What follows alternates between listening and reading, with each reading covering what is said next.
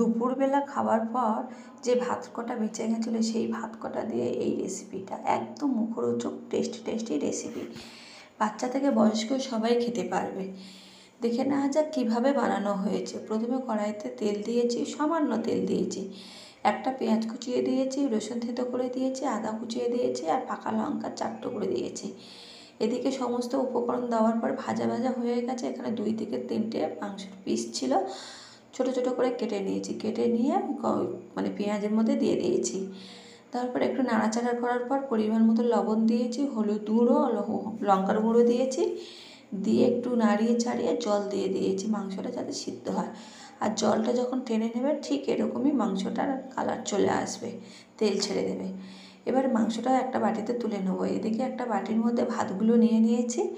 ভাতগুলো নিয়ে নেওয়ার পর পরিমাণ মতো লবণ দিয়েছি আর পেঁয়াজ কুচিয়ে দিয়েছি, একটা পেঁয়াজ কুচি দিয়েছি আর 2টো ডিম ভেঙে দিয়েছিলাম। আর ডিম ভাঙার পর আমি একটুখানি সাদা অংশ তুলে রেখেছিলাম একটা বাটিতে।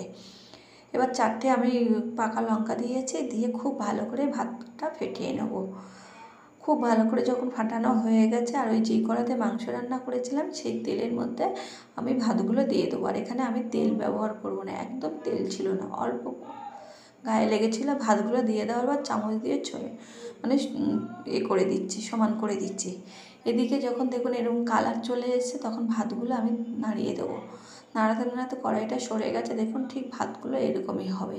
আর যেহেতু ভাতের সাথে আমি ডিমটা করে নিয়েছি, পুরো ভাতটা দারুণ টেস্ট হয়েছিল, এখানে খুব সুন্দর। এদিকে ভাতটা আমি একটা থালার মধ্যে তুলে নিয়েছি যখন হয়ে গেছে।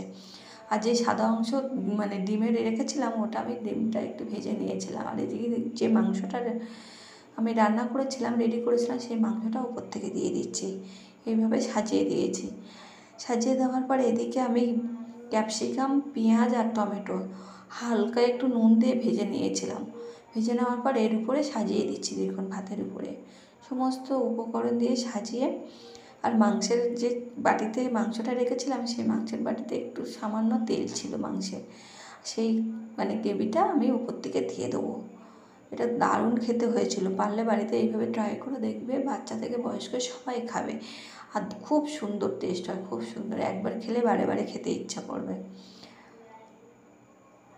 আর উপর থেকে যেই ঝোলটা ছিল এই ঝোলটাই আমি চামচে করে দিয়ে দিচ্ছি। এটা বেশি ছিল না। কতটা সুন্দর দেখতে হয়েছে, একদম কালারফুল বানিয়ে